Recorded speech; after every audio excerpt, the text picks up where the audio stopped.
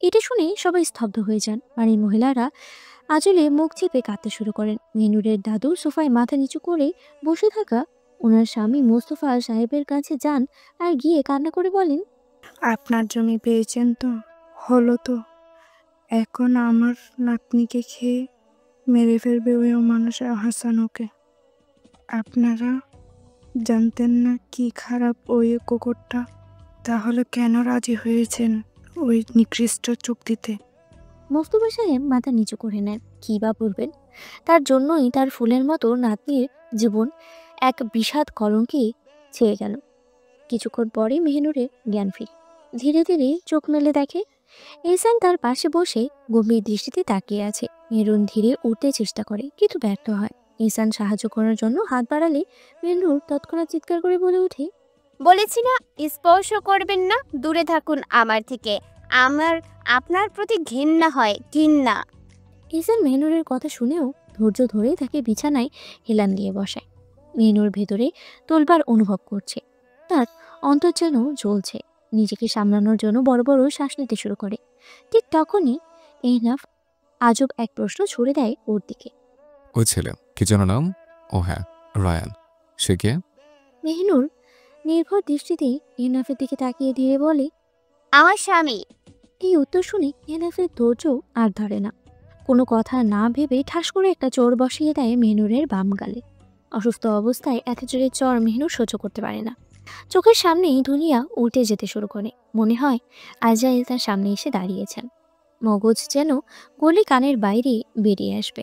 এহসান তখন বজ্রকণ্ঠে চিৎকার করে বলে ওঠে, তোর স্বামী আমি, তোর সবকিছু আমি। আর কোনোদিন তোর মুখে কোনো হারাম পুরুষের নাম শুনলে জিভ টেনে ছিঁড়ে ফেলবো। বেয়াদব নারী। মেহনুর নিস্তেজ হয়ে পড়ে, মাথা বালিশে এলিয়ে দেয়। এত ভয়ঙ্কর চর হজম করা তো সহজ ব্যাপার নয়। এহসান মেহনুরকে আর কিছু বলে না, কারণ সে ভালো করে অনুভব করতে পারছে এই থাপ্পড় হজম করা মেহনুরের পক্ষে এত সহজ নয়। তাই উঠতে উঠতে বলে, থাপ্পড়টা ভালো করে হজম করে নিয়ে জোরের নামাজটা পড়ে নিস। এহসান এমন আদেশ করে কক্ষ ত্যাগ করে। মেহনুর এখনো আগের মতোই শুয়ে আছে। এহসান নিচে আসে। প্রথমে নেই কেউ বাড়িতে নেই, পুরুষ মানুষ।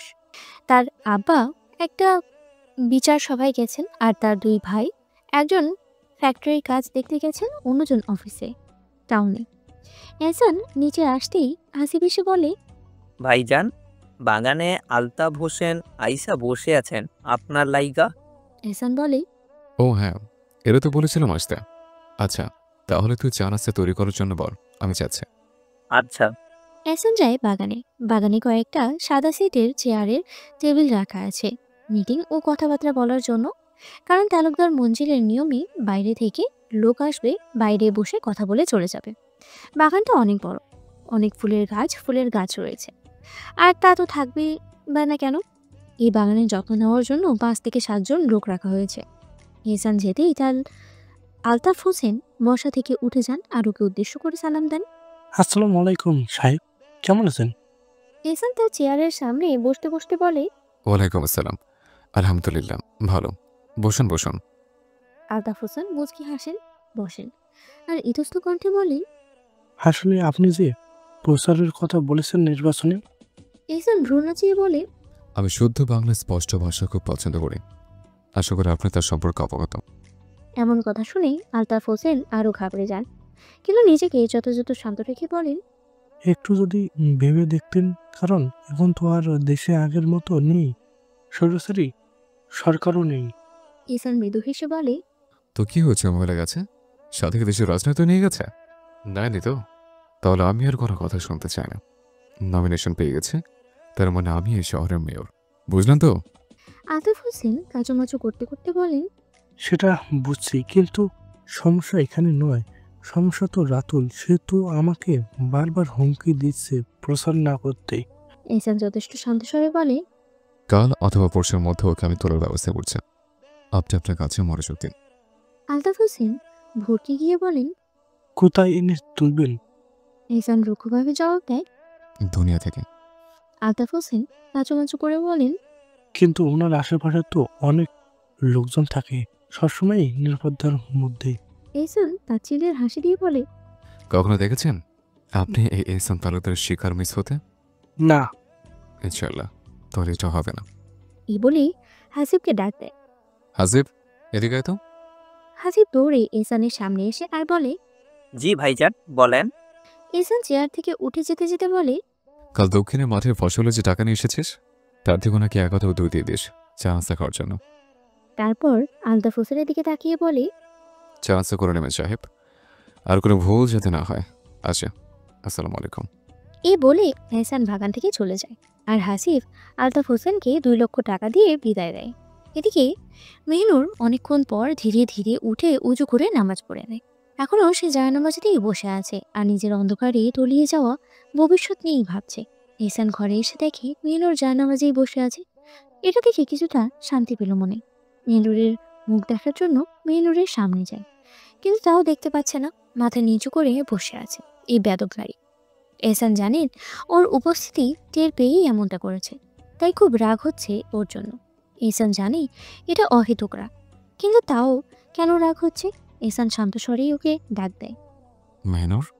এমন আকস্মিকভাবে ডাক দেওয়ার কারণে মেহনুরও মুখ তুলে ওর পানে তাকায়। ব্যাস, এই শেষ।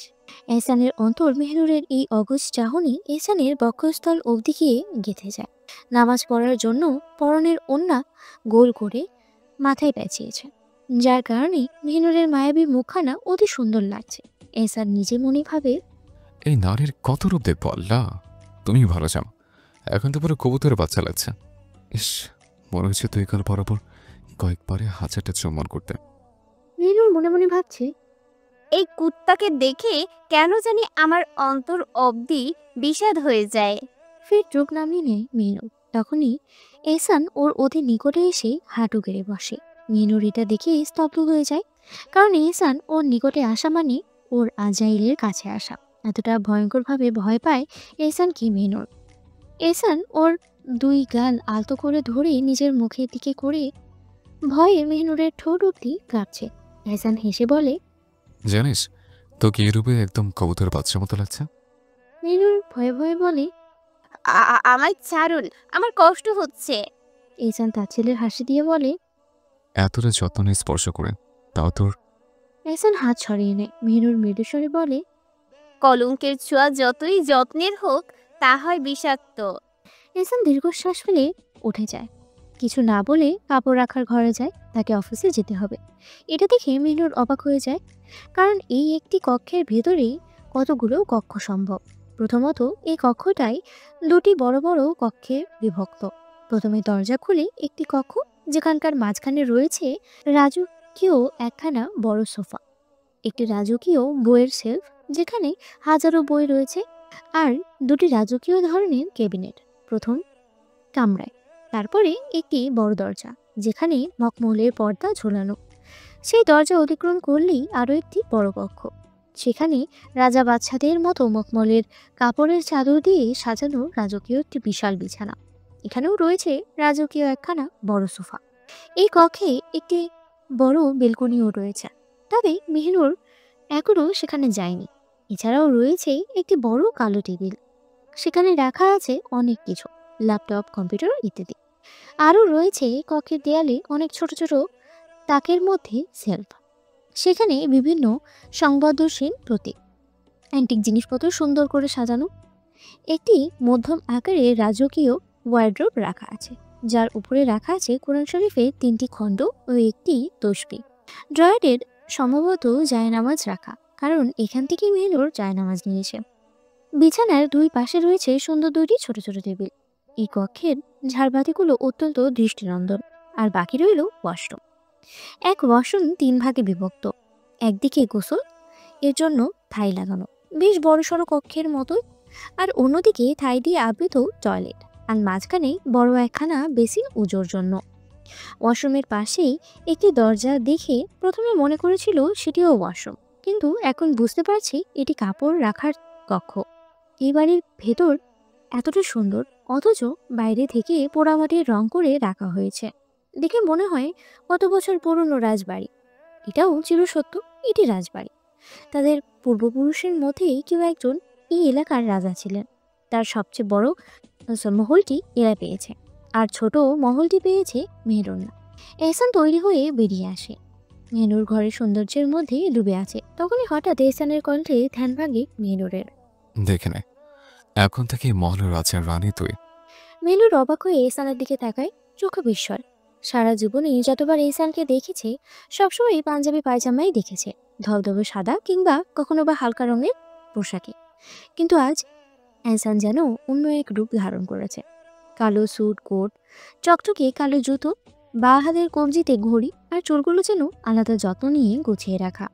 মেহনুর কিছুক্ষণ স্তব্ধ, মনে করে আগে কখনো দেখেনি এহসানকে।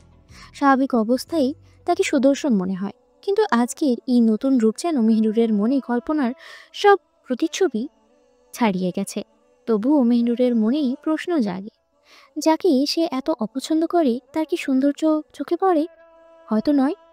তাই মেহনুর তাচ্ছিল্যের সুরে বলে, কোনো পাপীর রানী আমি হতে চাই না। এহসান মৃদু হেসে বলে, কিছু বলে না মেহনুর, শুধু ঘৃণাভাবে তাকিয়ে থাকে এহসানের পানি। এহসান তার ব্যাগ হাতে নিয়ে সালান দিয়ে বেরিয়ে যায়। এহসান বেরিয়ে এসে আপন মনে বলে, বুকটা কেঁপে ওঠে যখন তোমার চোখের ঘৃণা আমাকে বিদ্ধ করে। এহসান চলে যাওয়ার কিছুক্ষণ পরে ঈশা কক্ষে প্রবেশ করলো। তার হাতে খাবারের একটি থালা। মেহনুর এখনো এক জায়গায় স্থির হয়ে বসে আছে। ঈশাকে দেখে এক পলক তাকায়, তারপরে দ্রুত মুখ ঘুরিয়ে নেয়। ঈশা ধীর পায়ে এগিয়ে এসে মেহনুরের সামনে খাবারের থালাটি রাখে। মুখে এক ধরনের বিষণ্ণতা ঝুলেছিল। নরম গলায় বলে, খুব রাগ হচ্ছে তাই না আমার উপর? মেহনুর ধীর চোখে তার দিকে তাকায়, ছলছল কণ্ঠে বলে, কি করব বল, তোর ভাইজানের জন্য আমার জীবনটাই শেষ হয়ে গেল। এখন আমার কি করা উচিত তুই বল। ঈশা এক দীর্ঘশ্বাস ফেলে বলে, দেখ মেহনুর, আমিও জানি এই ব্যাপারটা খুব নোংরা, আমার নিজেরও ঘৃণা হয়, কিন্তু কি করব বল, আমার কিছুই করার নেই। কেউ আমার কথা শুনবে না। আর ভাইজান, সে তোকে কখনোই ছাড়বে না। আমার ভাইজান খুব বেশি বাজে একটা লোক। মেহনুরের চোখে কান্নার ঢেউ ভেসে ওঠে।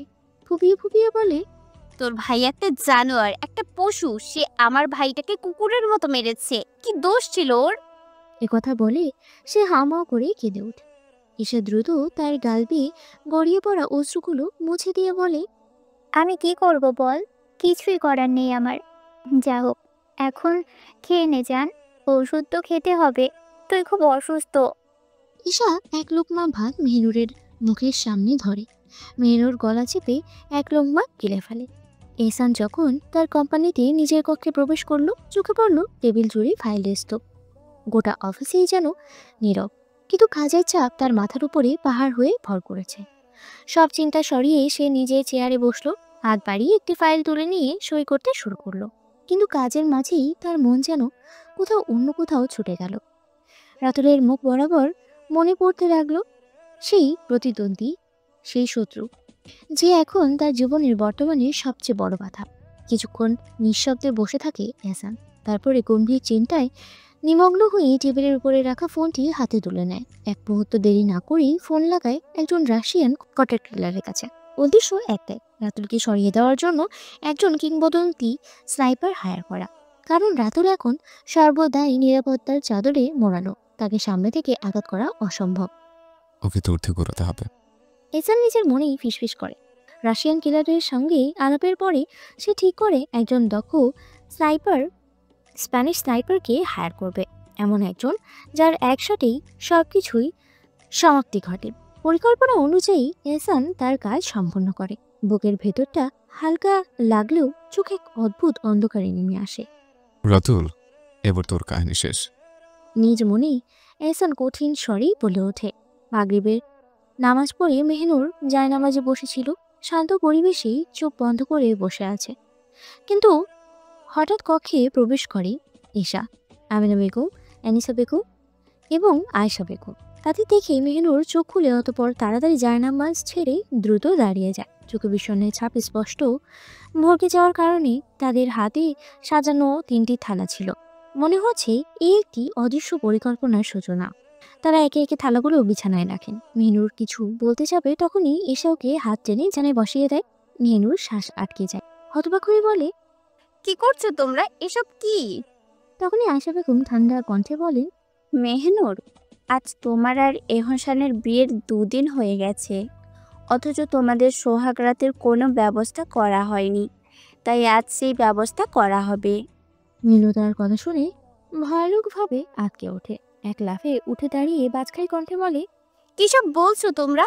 উনি আমার চাচা হন, চাচা আমার।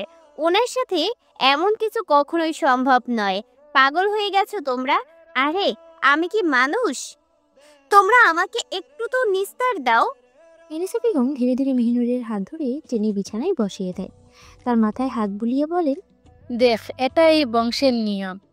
এহসান এখন তোর স্বামী, তোকে তার প্রাপ্য মর্যাদা ও অধিকার দিতে হবে। মেহিনুর এমন উত্তর দিয়ে দাঁত চেপে চেপে বলে, আমি তো তাকে স্বামী হিসেবে মানি না, তাহলে এসব বাজে রাতের কি দরকার? আয়শা বেগম শীতল স্বরে বলেন, তুমি মানো বা নাই মানো, এটা চির সত্য। তুমি এখন এহসানের অধীনস্থ, আর তার খুশি হওয়া তোমার দায়িত্ব। আমিনা বেগম সান্ত্বনায় সুরে বলেন, মেহনুর, তুমি বুঝতে পারছো না? তুমি যদি এমন না করো, হয়তো এহসান বড় কিছু করতে পারে। মেহিনুর সারা শরীরে একটা শূন্যতা অনুভব করে। তার মুখ থেকে একটিও শব্দ বের হয় না। এক অসহায়তা ভর করে। এক মুহূর্তেই মন চাচ্ছে এক দৌড়ে বাড়ি চলেছে, গিয়ে নিজের আব্বার বুকে লুকিয়ে যেতে। কিন্তু সে জানে এমনটা কিছুতেই সম্ভব নয়। তার চারপাশে যেন শুধু অন্ধকার, অমানবিকতা। তাদের আচরণে কোনো মানবিক অনুভূতি আছে কি? তারা কি মেহনুরের মন বোঝে? না, বোঝে না। তারা যদি বুঝতো তবে কি এমন করতো? কখনোই করতো না। এদিকেই মেহনুরকে স্তব্ধ হয়ে যেতে দেখে ঈশা হতাশ হয়ে ধীরে ধীরে একটা থালা থেকে মেহেদি বের করে এবং মেহনুরের হাত দিয়ে নিজের হাত দিয়ে কামিজের হাত গুটিয়ে লাগিয়ে দেয়। ঈশার ভেতরটাও তোলপাড় হয়ে যাচ্ছে, কিন্তু কিছু করার নেই। তারা যে নিরুপায়। মেহনুর ঈশার দিকে তাকিয়ে চোখে এক ধরনের নিঃশব্দ কষ্ট, কিন্তু আফসোস নিজের কিছুই করার নেই। তার হাতে কিছুই নেই, শুধু নিজের অস্তিত্বের প্রতি এক অদৃশ্য ঘৃণা জন্মাচ্ছে এখন। কারণ এহসান বলেছিল মেহনুর তার এক পবিত্র অস্তিত্ব। আমিনা বেগম মেহনুরের জন্য অন্য হাতে মেহেদি লাগিয়ে দিচ্ছেন। মেহনুর শূন্য চোখে তাদের কাজ দেখে। এই বাস্তবতার সঙ্গে সে এক অদ্ভুত সম্পর্ক তৈরি করতে পারছে না। আনিসা বেগম আর আয়েশা বেগম কক্ষ থেকে চলে যান, কারণ বাড়ির পুরুষদের চা নাস্তা তৈরি করে দিতে হবে। তখন এহসানও অফিস থেকে চলে এসেছে। সে যখন সিঁড়ি বেয়ে কক্ষে যেতে যাবে, তখন আনিসা বেগম বলেন, আব্বা এখন কক্ষে যেও না, অন্য কক্ষে যাও। এহসান সবকিছু বুঝে যায়। মায়ের কথা মতো অন্য কক্ষ গিয়ে গোসল করে পাঞ্জাবি পায়জামা পরে বাগানে বসে জমি জমার হিসাব করতে থাকে বাপ ভাইদের সাথে। ঈশার আওয়াজ আজান শোনা যায়। মেহনুরকে ঈশা ও আমিনা ধীর কণ্ঠে বলেন, যাও, নামাজ পড়ে নাও, হাত ধুয়ে। মেহনুর কাঠের পুতুলের মতো নির্বাকভাবে তাদের নির্দেশ অনুসরণ করে উঁচু করে এসে নামাজ আদায় করে নেয়। ঈশা তখন কিছু গোলাপ দিয়ে এসে পুরো কক্ষ সাজিয়ে দেয়, কয়েকটি মোমবাতি জ্বালিয়ে দেয়। ঘরটি এখন ফুলের খানি ভরপুর, মোমো করছে। অন্যদিকে মেহনুর নামাজ শেষে এক দৃষ্টিতে তাকিয়ে থেকে ঈশা ও আমিনার দিকে। তার মনে প্রশ্ন আসে, তারা তো মেয়েই, তাহলে কিভাবে অন্য একটা মেয়ের ভিতরের অনুভূতি অনুভব করতে পারছে না? আর তাদের কি করার? এই তালুকদার মঞ্জিলে তো পুরুষদের উপরে ওঠা সম্ভব নয়, তাই তারাও ওর মতোই নিরুপায়। মেহনুর নিজের হাতের দিকে তাকায়। 2 হাতের মেহেদি দেখে তার মনটা বিষাদে ভরে ওঠে। গাঢ় রঙের মেহেদিতে রাঙানো হাতগুলো দেখে মেহনুর ভাবতে থাকে, আজ যদি এমনটা না হতো তাহলে খুশির সাথে আমিও মেহেদি পরতাম। কাল তো আমার আকদ ছিল রায়ানের সাথে, কত স্বপ্ন ছিল, অথচ কিছুই হলো না। উল্টো আজ এমন একজনের জন্য মেহেদি পরতে হচ্ছে যে আমার জীবনের সবচেয়ে ঘৃণিত পুরুষ, যে শুধু কলঙ্কের ছোঁয়া। মেহনুরের চোখ দিয়ে অশ্রু গড়িয়ে পড়ে। তার নিজের অস্তিত্বের প্রতি এক ধরনের ঘৃণা সৃষ্টি হচ্ছে। মেহনুরের নামাজ শেষ দেখে এসে একটা প্লেটে খাবার নিয়ে আসে। এরপর মেহনুরের সামনে বসে দুপুরের মতো করে তার সামনে 2 লোকমা খাবার ধরল। মেহনুর ছড়ছড় চোখে একবার ঈশার দিকে তাকায়, তারপরে নিঃশব্দে গুনে গুনে মাত্র 4 লোকমা ভাত খায়। তারপরে আর মুখে নেয় না। ঈশা তাকে জোর করে কিছু খেতে বলে না, কারণ সে জানে মেহনুরের ভিতরে কি চলছে। খাবার খাইয়ে মেহনুরকে সাজিয়ে দেওয়ার জন্য সবাই প্রস্তুত হন। ঘরের পরিবেশটা যেন এক অদ্ভুত শান্তিতে ভরে উঠেছে। ঈশা ও আমিনা মিলেই তন্ন করে প্রস্তুতি নিচ্ছেন। অতঃপর সেই থালা থেকে একটা খয়েরি কালারের নেটের শাড়ি বের করে তাকে পরানো হয়। শাড়িটি গায়ের উপরে কোমলভাবে বসে যায়, যেন তার শরীরের প্রাকৃতিক সৌন্দর্যকে আরো ফুটিয়ে তোলে। তারপর মেহনুরের গাঢ় চুলগুলোকে ছেড়ে দেওয়া হয়। সেগুলোকে সুন্দর করে আঁচড়ানো হয়, যেন আকাশের নীলাভ দোলাল বাতাসের মতো গড়িয়ে গড়িয়ে আসে। মেহনুরকে যত্ন করে সাজানো হচ্ছিল, উদ্দেশ্য তাকে পরিপূর্ণ রূপে তুলে ধরা। হালকা লিপস্টিক তার গোলাপি অধরে লাগানো হয়, সুন্দর করে কাজল দিয়ে দেওয়া হয় তার মায়াবী চোখে। সাজানোর শেষেই মেহনুরকে আয়নার সামনে দাঁড় করানো হয়। আজ প্রথমবার জীবনে সাজলো মেহনুর। অনেক অবাক হয়ে আয়নার দিকে তাকিয়ে থাকে। সারা জীবনে কখনো সে সাজেনি, সাজগোজ তার পছন্দ না। সে ভাবতো সাজতে হবে নিজের স্বামীর জন্য, তার হালাল পুরুষের জন্য, কিন্তু আজ তাকে এক পাপের জন্য সাজতে হচ্ছে। তার ভেতর থেকে এক ভয়ঙ্কর অশান্তি অনুভব হয়। নিজের নারীত্বের প্রতি এক অজানা ঘৃণা সৃষ্টি হচ্ছে আজ। তার দৃষ্টি আয়নায় তার নিজের শরীরের উপরে স্থির। এটা কি আমি? মেহনুর নিজেকে চিনতেই পারে না। আজ যে নারীত্ব তাকে গর্বিত করা উচিত ছিল, আজ তা পরিণত হয়েছে এক অন্ধকার অধ্যায়। শাড়িটি এমনভাবে পরানো হয়েছিল পেটের কিছু অংশ স্পষ্ট দেখা যাচ্ছিল। মেহনুর ভয়ে ভয়ে নিজের শরীরের দিকে তাকায়। বুকের ভিতরে এক তীব্র সংকোচ সৃষ্টি হয়। ভয় ভয় আর ভয়, এ যেন এক অভিশাপের মতো তাকে গ্রাস করছে। তার দম বন্ধ হয়ে এসেছে। এটা ভেবে ভেবেছে কিছু সময় পর ইহসান তাকে স্পর্শ করবে, তাকে ভোগ করবে। নিজের সর্বাঙ্গে ওই অপবিত্র হাতের স্পর্শ পাবে। নিজের অস্তিত্ব ওই পাপিষ্ঠ পুরুষের সাথে বিলীন করতে যাবে। চোখের পানি জমে আসে, কিন্তু এই মুহূর্তে সে কাঁদতেও পারবে না। তার কাঁদাও যে নিষেধ। তখনই মেহনুরের কানে আমিনা বেগমের কথাটি আসতে থাকে। মেহনুর, খেয়াল রেখো এহসান যাতে তোমার উপর সন্তুষ্ট থাকে। তোমার স্বামীকে খুশি করার দায়িত্ব তোমার। এই কথা যেন মেহনুরের ভেতরে আরও একটি নতুন যন্ত্রণার সৃষ্টি করে। কেন তাকে এমন করতে বলা হচ্ছে? তার আত্মসম্মান আর স্বাভাবিকতার সত্তা সর্বস্বীটাই কেন ইহসানের সন্তুষ্টির জন্য চলে যাচ্ছে? একে একে সবাই কক্ষত্যাগ করে। মেহনুর এক দীর্ঘশ্বাস নেয়। বুকের ভেতরে ভীষণ উত্তেজনা, বিষণ্ণতা আর ভয় একসঙ্গে ঘৃণায়মান হয়ে ওঠে। ধীর পায়ে বেলকনির দরজার সামনে গিয়ে দাঁড়িয়ে আকাশের দিকে তাকিয়ে থাকে। আজ যে সব শেষ হয়ে যাবে ওই পাপের হাতে। আহসান থমকে দাঁড়ায় ঘরের সামনে এসে, কিন্তু সাহস করে দরজা ঠেলে ভেতরে ঢোকার শক্তি পাচ্ছে না। বুকের ভেতরে ধুকপুক করছে, সেই তারা দিয়ে শীতল স্রোত বয়ে যাচ্ছে। কতটা ভয়ঙ্কর সুন্দরী অনুভূতি! এমনটা তো কখনো হয়নি তার সঙ্গে। মেহনুরের রূপ আজ হয়তো অন্য মাত্রায় পৌঁছে গেছে। তার সৌন্দর্যের গভীরতা শুধু আল্লাহই জানেন। এই নারী কতটা আবেদনময়ী হতে পারে বিনা সাজে, তা তো জানি এহসান। আর আজ সবাই মেহনুরকে সাজিয়ে গুছিয়ে বসিয়ে রেখেছে। কেমন দেখাবে সে? এহসান আর কল্পনা করতে পারছে না। হাজারো সংকোচ নিয়ে অবশেষে কক্ষে প্রবেশ করে সে। কলেজা ধড়ফড় করছে। এতটা ধড়ফড় তো 7-8 জন মানুষকে একসাথে খুন করতেও করেনি। ভেতরে প্রবেশ করতে এক মিষ্টি ঘ্রাণ নাকে আঘাত করে, যা ফুলের সুবাস। সারা কক্ষে অসংখ্য মোমবাতি জ্বলছে। আলোর ছটায় এক অপূর্ব দৃশ্য সৃষ্টি হয়েছে। আল্লাহর হুকুমেই যেন এই সৌন্দর্য। এহসান ধীরে ধীরে সামনে এগোয়, কিন্তু পা যেন ভারী হয়ে এসেছে, সামান্য কাঁপছে। বুক ভরে শ্বাস নিয়ে দরজার পর্দা সরিয়ে পা রাখে সেই আসল কক্ষে, যেখানে তার রানী অপেক্ষা করছে। মেঝেতে পা রাখতেই সামনে তাকায়, বুকের ভেতরে ধক করে ওঠে। সামনে দাঁড়িয়ে আছে তার মায়াবতী, অন্যদিকে তাকিয়ে। মেহনুর পিছন ফিরে আছে, পরনে খয়েরি রঙের শাড়ি। পাতলা শাড়ির আড়ালে ধবধবে সাদা শরীরের অবয়ব ফুটে উঠেছে আবছাভাবে। তার হাঁটুর নিচ পর্যন্ত নেমে আসা এলোমেলো চুল এক অনন্য আকর্ষণ তৈরি করেছে। আহা, এটাই যেন এহসানের হৃদয় গলে যাচ্ছে। অজান্তেই হাত পা কাঁপছে তার। ধীরে ধীরে আপন নারীর দিকে এগিয়ে যায় সে। মেহনুর যখন আকাশের দিকে তাকিয়েছিল, এহসানের উপস্থিতি টের পেয়ে ধীরে ধীরে ফিরে তাকায়। সেই দৃষ্টি, এহসান স্তব্ধ হয়ে যায়। সেই গোলাপি ঠোঁট সামান্য লিপস্টিকের ছোঁয়ায় আরও মোহনীয় হয়ে উঠেছে। আর সেই আঁখি জোড়া, সেই মারাত্মক আঁখি, যার গভীরতার একবার হারিয়ে গেলে আর ফিরে আসার উপায় থাকে না। তার মধ্যে কাজল টেনে দেওয়া হয়েছে। এতে আরো ভয়ঙ্কর সুন্দর হয়ে উঠেছে এই আঁখি। মনে হচ্ছে এই দুই আঁখিতেই ডুবে যেতে। শাড়ির পাতলা আঁচল শরীরের অবয়ব স্পষ্ট করে তুলেছে। তার দৃষ্টি সেখানে টেকেনি তবুও। সে আটকে গেছে ওই ভয়ঙ্কর সুন্দর আঁখি জোড়ায়। মেহনুরও অনুভব করে এহসানের তীব্র চাহনি। কিছুক্ষণ চুপচাপ তাকিয়ে থাকার পর আচমকাই হেসে বলে, তাকিয়ে আছেন যে, ভোগ করবেন না? এহসান চমকে ওঠে। কি বলল এ মেয়ে?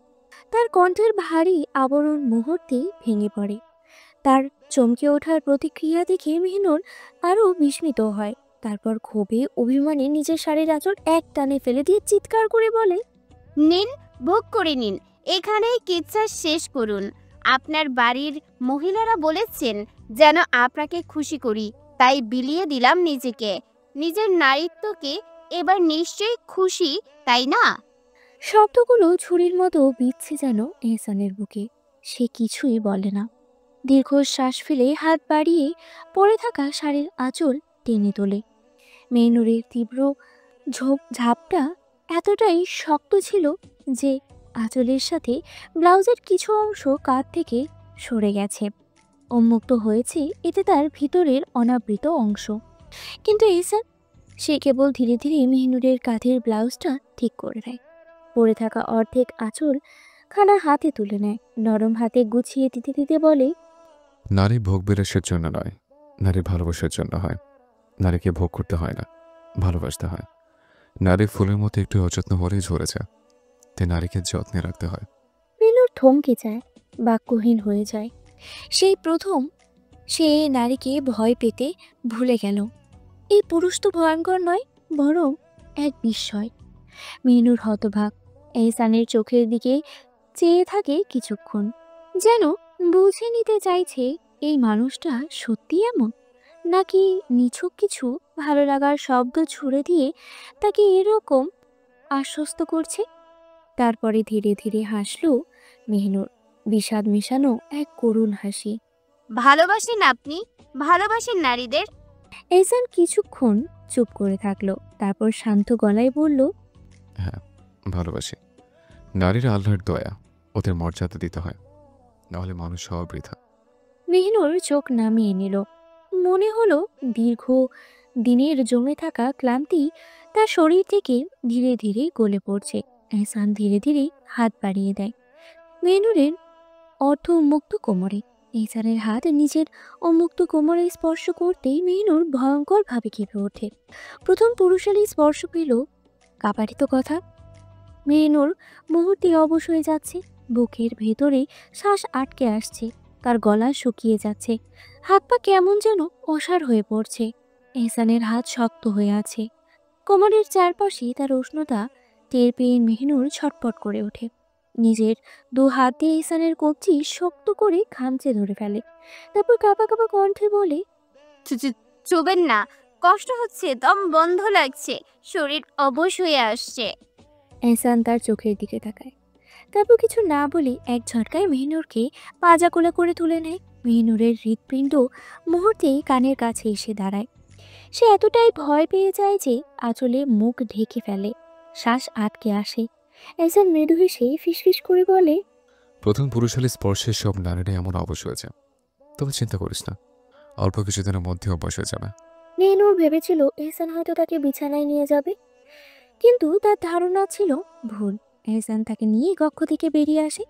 এতে আরো বেশি মেহনুর ভয় পেয়ে যায়, কারণ এই পুরুষ ভয়ঙ্কর পুরুষ। আল্লাহ ছাড়া আর কেউ জানে না কখন কি করবে। যা ইচ্ছে হয় তাই করে এহসান। এহসান মেহনুরের কোমর আরো শক্ত করে ধরে ধীরে ধীরে। সদর দরজাটা পার করে বাড়ির পিছনে পুকুর পাড়ের দিকে চলে আসে, যেখানে এক অন্ধকার ছায়ার মতো পরিবেশ। চারপাশটা নিস্তব্ধ, তবে থমথমে নয়, কারণ আজ চাঁদ পুরোপুরি উকি দিয়েছে। চাঁদের আলো যেন পুরো পৃথিবীকে এক রহস্যময় আলোয় ঢেকে দিয়েছে। চারপাশে শুধু ঝিঝি পোকার ডাক শোনা যায়। মেহরুর আটকে ওঠে, অবাক চোখে দেখে এহসান তাকে নিয়ে পুকুর পাড়ে এসেছে। তার মনে হয় এহসান হয়তো আবারও তাকে ডুবিয়ে দেবে, ঠিক যেমন সকালবেলায় মতো। এতে মেহনুর ভয়ে এহসানকে আরো কাছে টেনে নিয়ে ভয় ভীতিতে এহসানের বুকের দিকে পাঞ্জাবির অংশটা শক্ত করে খামচে ধরে, আর ভয়ে চোখ মুছতে মুছতে চিৎকার করে বলে, না না, এহসান চাচা, এমন করবেন না। আমি মরে যাব। এখন আমাকে ফেলবেন না পুকুরে। এহসান একটু মুচকি হেসে তার দিকে তাকায়। তার চোখে কোনো নিষ্ঠুরতা নেই, বরং একটা রহস্যময় দৃষ্টি। সে মেহনুরকে সিঁড়ি বেয়ে নামতে থাকে। মেহনুর কাঁপতে কাঁপতে নিজের দুই হাত শক্ত করে এহসানের গলা জড়িয়ে ধরে, কাঁপা কাঁপা গলায় বলে, আপনি যদি আমাকে ফেলেন, আপনাকেও পড়তে হবে। ফেলবেন না। এহসান কিছু বলল না, শুধু সে মুচকি হাসে। তারপর এহসান মেহনুরকে পুকুরের সিঁড়িতে অতি যত্নে বসিয়ে দেয়। মেহনুর অবাক হয়ে যায়, কারণ চারপাশটা অসাধারণ সুন্দর হয়ে উঠেছে। জোনাকি পোকার আলোর ঝিলিক আর এক অদ্ভুত মিষ্টি খান নাকে বাড়ি খাচ্ছে। মেহনুর জানে এই ঘ্রাণ সোজা এহসানের শরীর থেকেই আসছে, কারণ এর আগে সে এই ঘ্রাণ অনুভব করেছে। এহসান ওর পাশে বসে। এটা দেখে মেহনুর কিছুটা দূরে সরে যায়।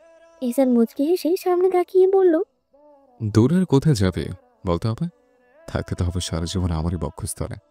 মেহনুর মলিন কণ্ঠে বলে, আপনার বক্ষস্থলে থাকার চেয়ে জাহান্নামে থাকাটাই বেশি উত্তম। এহসান মেহনুরের দিকে তাকায়। নিজ চোখে এক অদ্ভুত অনুভূতি। কেন জানি আজ তার প্রাণপ্রিয়সীকে অন্যরকম লাগছে। খুব ভালোবাসতে ইচ্ছে করছে, আপন নারীর আখিতে ডুবে যেতে ইচ্ছে হচ্ছে।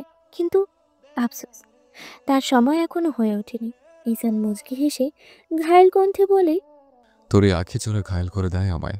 শেষ হয়েছে আমি, হারিয়ে ফেলে নিজেকে। মনে চায় শুধু তাকিয়ে থাকে, একধারে তাকিয়ে থাকে তোর আখি পানে। দুনিয়া থমকে যায়, হারিয়ে যায় আমি তোর দৃষ্টিতে। এহসানের এমন কথা শুনে মেহনুর এক পলক তাকায় এহসানের পানে। এহসান তার দিকে তাকিয়ে আছে, তবে সে দৃষ্টিতে কোনো পাপ নেই, অপবিত্রতা নেই, আছে শুধু কোমলতা। এহসানের এমন নিষ্পাপ চাহনি মেহনুরকে স্থির করে দেয়। তার মনে এক অদ্ভুত প্রশ্ন ওঠে, কি হয়েছে? কেন এই পুরুষ এমনভাবে তাকাচ্ছে আমার দিকে? কিছু অদ্ভুত ভাবনা মাথায় ঘুরতে থাকে।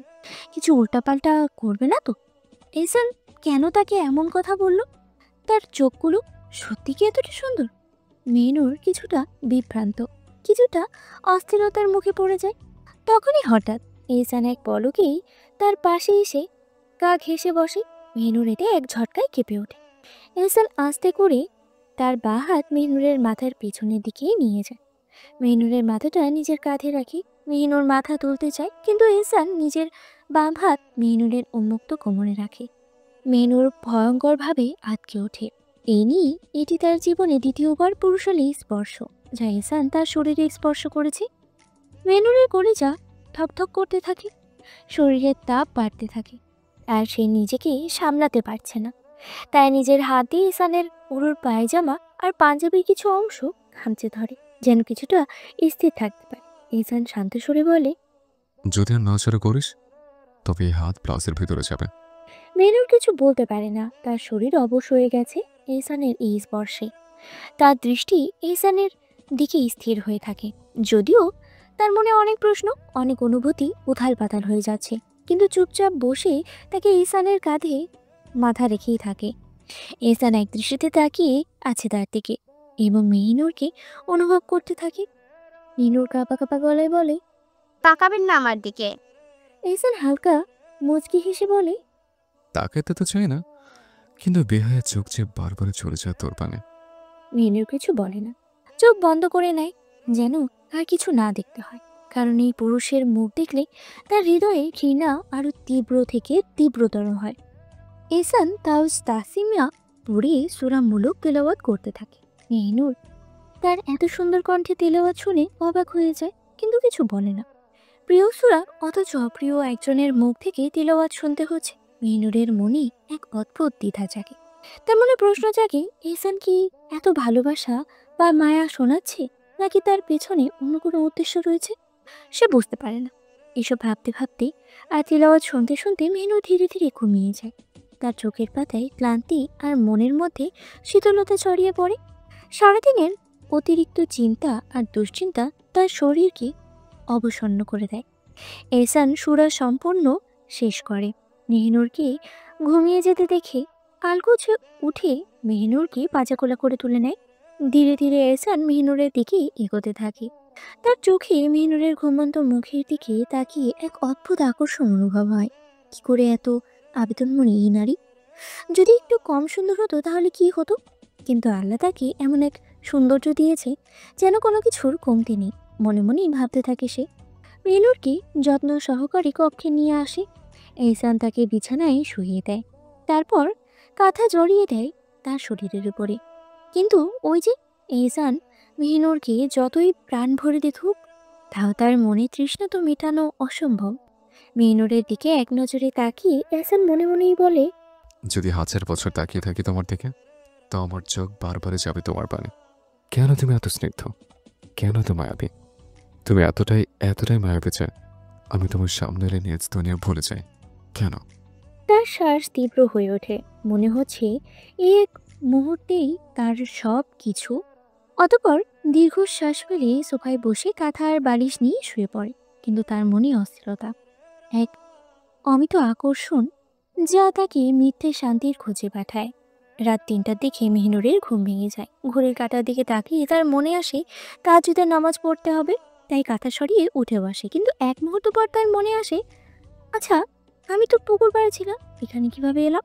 তবে খুব তাড়াতাড়ি তার চিন্তা পাল্টে যায়। নিশ্চয়ই ঈসান আমাকে এখানে নিয়ে এসেছে। সে মনে মনেই এটাই ভাবতে থাকে। তারপর আর কিছু ভাবার সময় পায় না, কারণ তার মনে থেকে এটাই কথা বের হয়, রবকে খুশি করতে হবে, তার সন্তুষ্টি লাভ করতে হবে। বিছানা থেকে নামতে গিয়ে মেহিনুর পরে বিপাকে, কারণ ঘুমের মধ্যে নড়াচড়া করায় শাড়ি খুলে গেছে। তাই তার শাড়ি খসে গিয়ে একদিকে খুলে যায়। তবে কোনো রকমে শাড়ি ধরে সামনে এগিয়ে যেতে থাকে, কিন্তু তার পা শাড়ির সাথে জড়িয়ে যায়, তাই ঠাস করে মেঝেতে পড়ে যায়। ইহসান তার পড়ার শব্দ শুনে চোখ খুলে ফেলে, আশেপাশে তাকায়, উদ্দেশ্য কিসের শব্দ হলো তা দেখতে। তখনই মেঝের দিকে চোখ পড়ে, তার গা শিউরে ওঠে, হুঁশ উঠে যায় ইহসানের। মেনুরের অর্ধ শাড়ি পরা অবস্থায় আর উন্মুক্ত শরীরের দেখে ইহসান কিছু বুঝে উঠতে পারে না। তবে পরক্ষণেই দ্রুত গিয়ে মেহনুরকে কোলে তুলে নেয়। উদ্দেশ্য মেহনুরকে কাপড় রাখার রাখার কক্ষে নিয়ে যাওয়া। মেহনুরের ভেতরে এক অদ্ভুত লজ্জা কাজ করে। মনে মনে সে চিৎকার করতে চায়, এ কি হলো, শাড়ি এমনভাবে খুলে গেল? কিন্তু মুখে কিছু বলে না, তার মুখ লাল হয়ে ওঠে। মাটির নিচেই চলে যেতে ইচ্ছে হয়। ছি, কি লজ্জার বিষয়, তার সব এই পাপিষ্ট পুরুষ দেখে নিয়েছে। ছি ছি। এহসান মেহনুরকে কাপড় রাখার কক্ষে নিয়ে আসে, একটা চেয়ারে বসায়, তারপর অস্থির কণ্ঠে বলে, ব্যথা পেয়েছিস হাঁটুতে, পায়ে, কোথাও? বল আমায়। মেহনুর চোখ বুজে শ্বাস নিতে নিতে বলে, না, আপনি চলে যান, এখন এখান থেকে চলে যান। আমার আমার এহসান বলে, আচ্ছা আচ্ছা, আমি বুঝেছি। তুই শাড়ি ছেড়ে 3 পিস পরে নিস, রাখা আছে নীল ওয়ার্ড্রোবে, বুঝছিস? কিন্তু এহসান যায় না। নীল ওয়ার্ড্রোব থেকে একটা সাদা 3 পিস বের করে মেহনুরকে দিয়ে তারপর কক্ষ থেকে বেরিয়ে যায়। মেহনুর অবাক চোখে চারপাশে তাকায়। এত এত ক্যাবিনেটের সেলফ, এত এত কাপড়, জুতা, আল্লাহ মাবুদ, পুরো একখানা কাপড়ের শোরুমই মনে হচ্ছে। মানুষ বড়লোক হলে যা হয় আর কি, আর কতটা শৌখিন হয় তা এখানেই বোঝা যাচ্ছে। কিন্তু এইসব বাদ দিয়ে মেহনুর শাড়ি খুলে উক্ত 3 পিসটি পরে কক্ষ থেকে ধীর পায়ে বেরিয়ে আসে। দেখে এহসান তাহাজ্জুদের নামাজে দাঁড়িয়ে গেছে, তাই সেও অজু করে এসে ওড়নাখানা পেঁচিয়ে নেয় মাথায়। কি করবে, নামাজের হিজাব তো নেই। এহসান সালাম ফিরিয়ে মেহনুরের দিকে তাকিয়ে বলে, আয়, নামাজ পড়ে নে। মেহনুর কিছু বলে না, চুপচাপ এসে নামাজে দাঁড়িয়ে যায়। সময়ও নেই, 4 রাকাত পড়তে পারবেই কি না তাতেও সন্দেহ। ফজরের আজান চেয়ে হয়ে যাবে। এহসান নিজের মোবাইল আর মসজিদের চাবি নিয়ে কক্ষ থেকে বেরিয়ে আসে। উদ্দেশ্য মসজিদে যাওয়া। তাড়াতাড়ি যাচ্ছে, কারণ মসজিদের মুয়াজ্জিন বাড়ি গেছেন, তাই এখন তার দায়িত্ব আজান দেওয়া। মেহনুর তাহাজ্জুদ আদায় করে মহান রবের কাছে হাত তুলে ডুকরে কেঁদে ওঠে। হিয়া রব, আপনি জানেন আমি এই পরিস্থিতিতে টিকতে পারবো না, কিন্তু তাও কেন আমায় এমন পরিস্থিতিতে ফেললেন? হিয়া রব, আমায় মাফ করে দিন, আমায় একটু দয়া করুন মাবুদ। হাজারো কান্না আর মোনাজাত শেষে মেহনুর সিজদায় মুখ গুজে থাকে। ফজরের আজান কানে আসতেই মেহনুর বুঝে যায় এহসানই দিচ্ছে এই আজান। মুহূর্তেই মনে পড়ে এই কারণেই সে এত তাড়াহুড়ো করে বেরিয়ে গিয়েছিল। চোখ বন্ধ করে ধীরে ধীরে আজানের উত্তর দিতে থাকে সে। আজান শেষ হতে নামাজে দাঁড়িয়ে যায় মেহনুর। নামাজ শেষে বেলকনিতে গিয়ে দাঁড়ায়। আচ্ছা আলো আর কুয়াশার মোড়ানো এই স্বপ্নময় সকাল মুগ্ধ নয়নে দেখতে থাকে সে। এই সময়টা রহমতে রাসূলুল্লাহ সাল্লাল্লাহু আলাইহি সাল্লাম বলেছেন, সকালের ফজরের সময়ই তোমাদের জন্য বরকত রাখা হয়েছে। আবু দাউদ ১৬০৬, তিরমিজি ১২১২। বড় তালুকদার বাড়ি যেন এক বিশাল সাম্রাজ্য, কোনো অংশেই কম নয়। বিশাল এক জমির ঠিক মধ্যখানে দাঁড়িয়ে আছে তালুকদার মঞ্জিল। এর চারপাশ ঘিরে উঁচু দেয়াল, বাড়ির পেছনে বিশাল এক পুকুর, সামনের দিকে সুবিশাল বাগান, এক পাশেও বাগান আরেক পাশেও।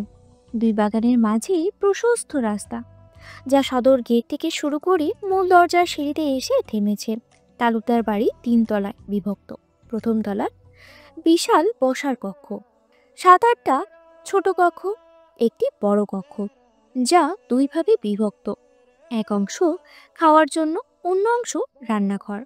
দ্বিতীয় তলা বড় করিডর, যার একপাশে 4টি কক্ষ। করিডর পেরোলেই রাজকীয় বসার কক্ষ, রাজকীয় সোফা, বইয়ের সেল, সাজানো অজস্র আসবাব। বসার কক্ষের চারপাশে অসংখ্য ব্যক্তিগত কক্ষ, একটি বড় কক্ষ যা বাড়ির মহিলাদের নামাজের জন্য নির্ধারিত। করিডর পেরোলেই বিশাল কক্ষ, এটাই এহসানের ঘর। তৃতীয় তলা, চারপাশে প্রশস্ত বারান্দা, একটি বসার কক্ষ, পুরুষদের নামাজের জন্য মসজিদের মতো বিশাল কক্ষ, আরও কয়েকটি কক্ষ। এসব ভাবতে ভাবতে মেহনুরের চিন্তা জাল ছিঁড়ে যায়। পেছন থেকে ঈশা ডাকতেই ডাকে। মেহনুর পেছনে তাকিয়ে দেখে ঈশা একজন কাজের মহিলাকে নিয়ে এসেছে, হয়তো রুম পরিষ্কার করার জন্য। ঈশা তাকে উদ্দেশ্য করে বলে, তুমি পরিষ্কার করে নাও আপা। কাজের মহিলা দ্রুত ঘর পরিষ্কার করতে লেগে যায়। ঈশা এবার মেহনুরের দিকে ফিরে বলে, নিচে চল, আম্মা ডাকছে, চা নাস্তা খেতে হবে তো। মেহনুর জোরপূর্বক হাসে। কি আর করার আছে। ঈশা গভীর দৃষ্টিতে মেহনুরের দিকে তাকিয়ে মৃদু কণ্ঠে বলল, তুই রেগে আছিস তাই না? তীব্র রাগ আমার প্রতি? মেহনুর মুচকি হেসে ঠোঁট চেপে ধরল, যেন নিজের কষ্ট গোপন করার চেষ্টা করছে। তারপর ধীর স্বরে বলল, নিজের আপনজনই যখন আমায় বিক্রি করে দিল, তখন তোকে আর কি বলবো? কি বা করার আছে আমায়? আর রাগ? মেহনুর কিছুক্ষণ থেমে গলা পরিষ্কার করলো। রাগ তো অন্তত এই মুহূর্তে আমার সঙ্গে ঠিক যায় না, কারণ আমি শুধুই একটা কাঠের পুতুল মাত্র। ঈশার বুকটা মোচড় দিয়ে উঠল।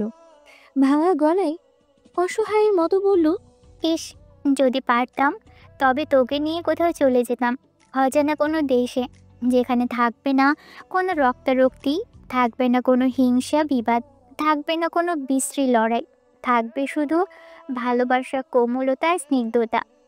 মেহনুরের চোখ টলমল করে উঠল, কিন্তু সে দ্রুত চোখের কোণে জমে থাকা জল মুছে ফেলল। তারপর মৃদু হেসে বলল, এসব ভাবনা কোনো দিনও সত্যি হবে না জান। আমাদের এই তালুকদার বংশের রক্তারক্তির মধ্যেই জীবন পার করতে হবে।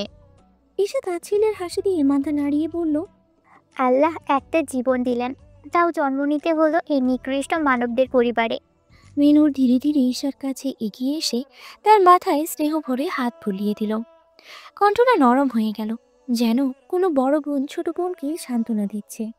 বোকা মেয়ে, আল্লাহকে কখনো এভাবে বলতে নেই। তিনিই জানেন কিসে আমরা ভালো থাকবো আর কিসে না।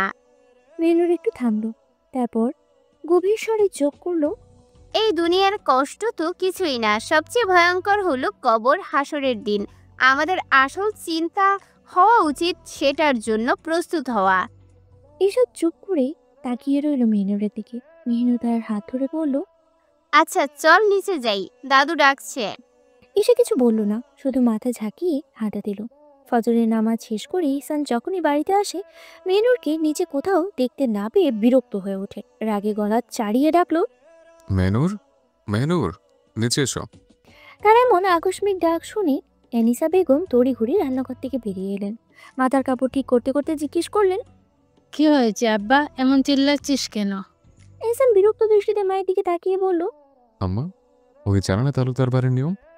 ফজরের নামাজ পড়ে দেওয়ালাত করেই বাড়ির বউদের রান্নাঘরে কাজে লেগে পড়তে হয়। এতটুকু বলতেই সিঁড়ির উপর থেকে এসার কণ্ঠ শোনা গেল। ভাইজান, এই তো চলে এসেছে। হেসান ও এনিসা বেগম ঘুরে তাকাতেই দেখলো ধীরে ধীরে সিঁড়ি বেয়ে নিচে নামছে মেহনুর ও ঈশা। মেহনুর ফিসফিস করে ঈশাকে বলল, তোর ভাই এই সাত সকালে কুত্তার মতো ঘেউ ঘেউ করছে কেন রে? ঈশা কিছুটা শান্ত স্বরে বলল। আরে বেয়াদব, নিজের স্বামীকে কেউ এভাবে বলে? মেহনুর তার ছেলের হাসি দিয়ে উত্তর দিল। কিসের স্বামী? আমি ওনার ভাতিজি।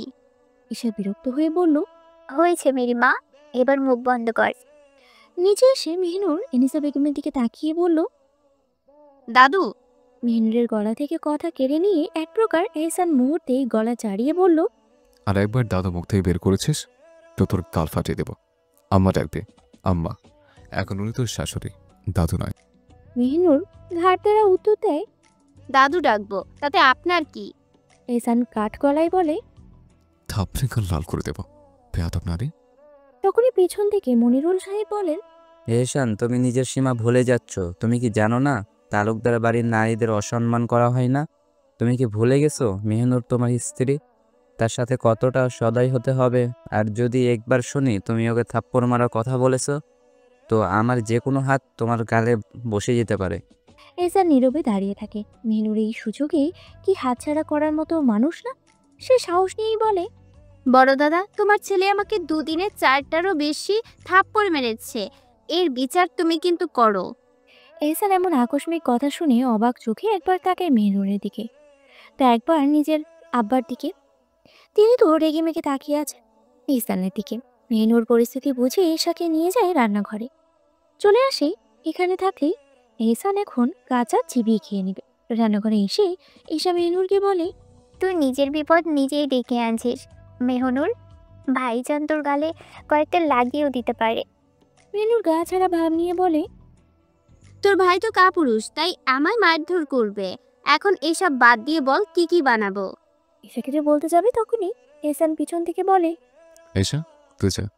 এই বেয়াদব নারী না হয় আমিই দেখিয়ে দেব। ব্যাস মেহনুরের ভয় লাগতে শুরু করলো, কারণ এত বড় একটা কাণ্ড করলো সে।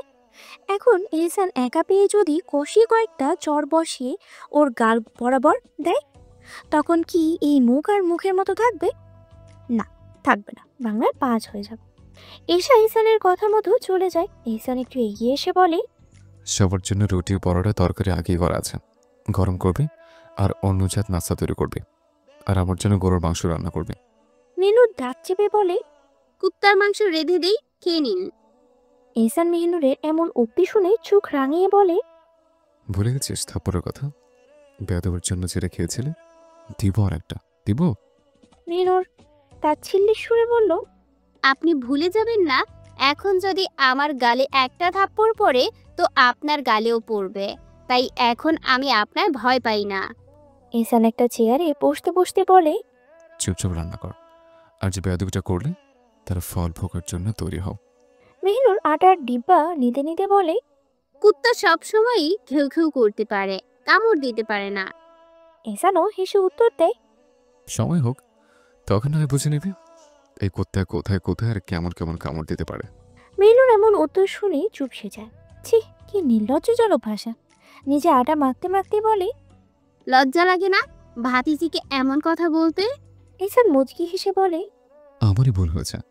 কাল রাতের কাজটা যদি সুন্দর মতো সেরে নিতাম, তাহলে আজ হয়তো আর তোর মুখ থেকে অন্তত এই লজ্জা লাগার কথা শুনতে হতো না। মেহনুর আর একটা বাক্য উচ্চারণ করে না, চুপচাপ কাজ করতে থাকে।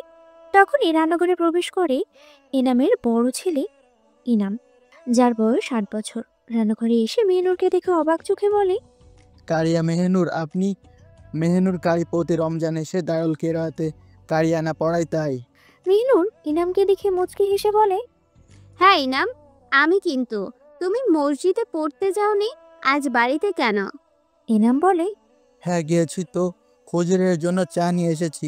জানেন কারি, আমি তো কোরআন শরীফ খতম শুরু করে ফেলেছি। মেহনুর মুচকি হেসে বলে, মাশাল্লাহ মাশাল্লাহ, আমি বলেছিলাম তো তোমায় যে তুমি পারবে। এনামের চোখ যায় এহসানের দিকে। এহসানকে দেখে এনাম বড় মানুষের মতো প্রশ্ন করে। ছোট আব্বা, আপনি এখানে কি করছেন? এহসান মেহনুরের দিকে তাকিয়ে হেসে উত্তর দেয়, তোমার ছোট আমাকে পাহারা দিচ্ছে বাবা। এনামের ছোট্ট মাথায় এই কথাটা পুরোপুরি ঢোকে না, তাই কিছু না বলেই বেরিয়ে যায়। এনাম বেরিয়ে যেতে এহসান বলে মেহনুরকে, চা বসা, হুজুরকে চা দিতে হবে, আর আমাকেও চা দে। মেহনুর কটমট করে তাকিয়ে উত্তর দেয়, হুজুরকে চা দেই আর আপনাকে বিষ দেই। বিষ খাবেন? এহসান ঠোঁট কেটেই হেসে বলে, আল্লাহ এক যেমন দিছে তোরে, যে জবান দিয়ে সবার জন্য সুন্দর কথা বের হলেও আমার জন্য তা হয় না। আস্তাগফিরুল্লাহ মাবুদ, মাফ করো তুমি। মেহনুর কিছু বলতে যাবে তখনই কারোর আওয়াজ কানে আসে। মনিরুল সাহেব চিৎকার করে এহসানকে ডাকছেন। এহসান সাথে সাথেই চমকে ওঠে, তাড়াতাড়ি বেরিয়ে আসে রান্নাঘর থেকে। মেহনুরও কিছু মুহূর্ত পরে রান্নাঘর থেকে বেরিয়ে আসে, এসে বুক ধরপড় করছে তার। বসার কক্ষে ওর দাদা, ছোট ভাই মেহরুব আর তার বাবা এসেছেন। মেহনুর এগিয়ে যেতেই মেহরুব এক প্রকার দৌড়ে এসে জাপটে নিজের বোনকে বুকে জড়িয়ে ধরে, যেন ছাড়লেই এহসান মেহনুরকে এক ঝটকায় নিয়ে যাবে। মেহরুব পাগলের মতো বলতে থাকে, আমার বোন, তুই ঠিক আছিস তো কলিজা বোন আমায়? তোর কোনো ক্ষতি করেনি তো? ওই পশুটা তোকে মেরেছে কি? বল বল, ভাইজানকে বল, তোর ভাইজান তোকে নিয়ে যাবে। দেখ তোর জন্য চলে এসছে, জানিস কেউ ভালো নেই তোকে ছাড়া। আমরা ওই জমি দিয়ে দিব, প্রয়োজনে সব দিয়ে দিব ওই লোককে, তার বিনিময়ে তোকে নিয়ে যাব। তোকে ছাড়া বাঁচব না আমি। তোকে এই বাড়িতে এই নরখাদক তিলে তিলে শেষ করে দিবে। নিয়ে যাব তোকে। একদম হতাশ হবি না, আল্লাহ নিশ্চয়ই আমাদের সাথে আছেন। ভাইদের প্রাণ মেহনুর, সে জানে এটা, তাই মেহরুবকে আরো শক্ত করে জড়িয়ে ধরে শান্ত করার চেষ্টা করতে থাকে। কিন্তু কি শান্ত করবে, উল্টো নিজের ভিতরেই ফেটে কান্না আসছে, কলিজা ফেটে যাচ্ছে, ছিঁড়ে যাচ্ছে ভাইজানকে এমন বাচ্চাদের মতো করতে দেখে। কান্নার জন্য কিছু বলতেও পারছে না, ফুপিয়ে কেঁদে ওঠে মেহনুর আর চিৎকার দিয়ে বলে, ভাইজান শান্ত হও, আমার কিচ্ছু হয়নি, কিচ্ছু করেনি কেউ আমায়। ভাইজান শান্ত হও, ভাইজান শান্ত হও, শান্ত হও। আর কিছু বলতে পারছে না কান্নার জন্য, গলা ছিঁড়ে যাচ্ছে, কিন্তু কথা আর বের হচ্ছে না। ছেলে মেয়েদের এতটা আকুতি মিনতি দেখে মেহনুরের বাবা আর কিছু না ভেবে সোজা এহসানের পা জড়িয়ে ধরেন, চোখের জল ধরে রাখতে পারলেন না, কান্নায় কাঁপতে কাঁপতে বললেন, এহসান, আল্লাহর জন্য হলেও আমার মেয়েকে ছেড়ে দে। আমার একমাত্র মেয়ে, আমি ওর জন্যই বাঁচি। ওই আমার প্রাণ, আমার ছেলেদের প্রাণ। দেখ, আমার 2 ছেলে পাগল হয়ে গেছে। আমার বড় ছেলে তো হাসপাতালে ভর্তি, কান্না করতে করতে তার শ্বাস বন্ধ হয়ে আসছে। আল্লাহর দোহাই লাগে, ভাই ছেড়ে দে, সারা জীবন তোর গোলামি করব, কিন্তু আমার মেয়েটাকে ছেড়ে দে, আল্লাহর দোহাই লাগে। এহসানের মন গলে না, উল্টো নিজের পা ছাড়িয়ে মেহনুরের বাবার সামনে বসে হো হো করে হেসে বলে, কষ্ট হচ্ছে বুঝে? কষ্ট হচ্ছে তাই না? নিজের আপনদের জন্য, নিজের ছেলে মেয়ের জন্য। তাহলে ভাব, আমার আব্বার কতটা কষ্ট লেগেছিল সেদিন, যেদিন তোদের সামনে আমার বড় ভাই মানবকে খুন করা হয়েছিল। একবার ভাব, পশুর দল, কেমন লেগেছিল আমার আর আব্বার যখন জসিমরা আমার ভাইয়ের রক্ত দিয়ে আমাদের গোসল করেছিল। আমি অবুঝ এহসানকে আমার ভাইয়ের রক্ত দিয়ে গোসল করেছিল আমার সামনে। আমার ভাইয়ের নিথর দেহের বুক থেকে হৃৎপিণ্ডখানে টেনে ছিঁড়ে এনে ধরেছিল। তখন তোরা শুধু তামসা দেখেছিস, তোদের চোখের সামনে তোদের চাচাতো ভাইকে খুন করে তোদের চাচাকে রক্ত দিয়ে গোসল করিয়েছিল, কিন্তু তোরা কিছু করিস না। সেদিন যদি আমি 9 বছর বয়সে না হয়ে আজকের মতো তাকড় যুবক থাকতাম, আমার ভাইজানের বাড়িতে থাকতাম, তাহলে এমনটা হতো না। তোরা 6 জন 6 থেকে যদি আসতে, তাহলে আমাকে আর আমার আব্বাকে বড় ভাইজানের রক্ত দিয়ে গোসল করা লাগতো না। কেমন হতো রে? তোরা একটু সাহায্য করলে, আমরা তো এক রক্ত ছিলাম। তাহলে এখন কেন আমি তোর মেয়েকে, তোর পরিবারকে দয়া করব? বল বল। এই বলে এহসান মেহনুরের বাবাকে ধাক্কা দেয়। মেহনুরের বাবা মাটিতে ধবাস করে বসে যান। কিন্তু আশ্চর্যের বিষয়, এহসান এত কিছু বলল অথচ মেহনুর একটাও শুনতে পেল না। ওর কান ঝাঁঝা করে বাজছিল, মন শূন্য হয়ে গিয়েছিল। একটাই ভাবনা ঘুরপাক খাচ্ছিল মাথায় ওর, বাবার মতো কঠিন মানুষও শত্রুর পা ধরে মিনতি করতে পারে, তাও তার জন্য।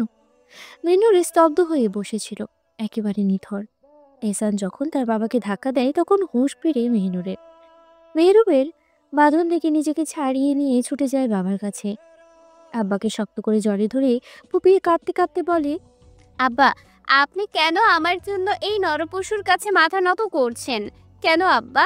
আমার মৃত্যুর আগ পর্যন্ত আমাকে ছাড়বে না এই নরখাদক। আব্বা, আপনি চলে যান, আমার জন্য কষ্ট করবেন না। ভেবে নিন আপনার মেয়ে মরে গেছে। মেহনুর কান্নায় ফেটে পড়ে। এই হৃদয় বিদারক দৃশ্য দেখে মোস্তফা সাহেব আর স্থির থাকতে পারেন না।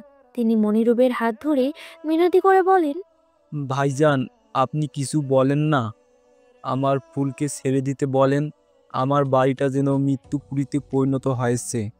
ভাইজান, মাফ করে দিন আমাকে। নিয়ে নেন সব, কিন্তু আমার ফুলকে যেতে দেন। কিন্তু মনিরুল সাহেব তার হাত ছাড়িয়ে নেন। মুখ কঠোর করে হাসি ফুটে উঠে বলেন, এসব আমি জানি না। চুক্তি যখন করেছো, মাসুলও দিতে হবে। আর আমি বললেই হবে না, এসব এহসানের ওপর নির্ভর করেছে। তাছাড়া এখন এহসানের স্ত্রী তোমার নাতনি, এহসানের কাছে যাও, তাকে বোঝাও। মোস্তফা সাহেব কিছু বলতে যাবেন, কিন্তু তার আগেই মেহরুব চিৎকার করে ওঠে, কি বলবেন দাদা? আপনি কিছুই বলার নাই। আমার বোনকে আমি নিয়ে যাব। ওই কুত্তা বাচ্চা কি বা ছিড়বে।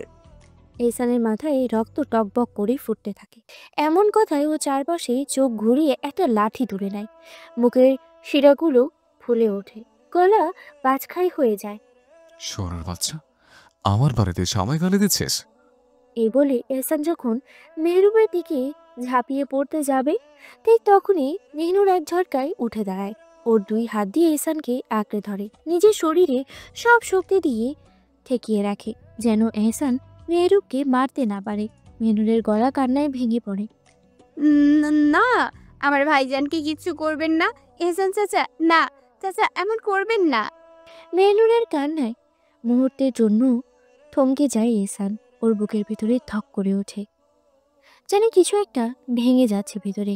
মেহনুর ওকে জড়িয়ে ধরে আছি একদম শক্ত করে। এহসানের গলা দিয়ে একটা দীর্ঘশ্বাস বেরিয়ে আসে। ওর হাত থেকে লাঠিটা পড়ে যায় মাটিতে। পরক্ষণে এহসান ওকে আরো শক্ত করে জড়িয়ে ধরে, ওর কপালে ঠোঁট ছোঁয়ায়, গভীর গলায় বলে, এই নারী শুধু আমার, শুধু আমার। এই নারীকে যে আমার কাছ থেকে ছিনিয়ে নিতে চাইবে, মনে রেখো, তার কলিজা ছিঁড়ে আনতে মেয়েসানা এক মুহূর্তও লাগবে না। এরপর কর করে স্বরে চারপাশে সবাইকে হুঁশিয়ার করে বলে, তোরা চুপচাপ বেরিয়ে যা আমার বাড়ি থেকে। ভুলিস তোদের মেয়ের কথা। এই নারী, এই আসান তালুকদার অস্তিত্ব।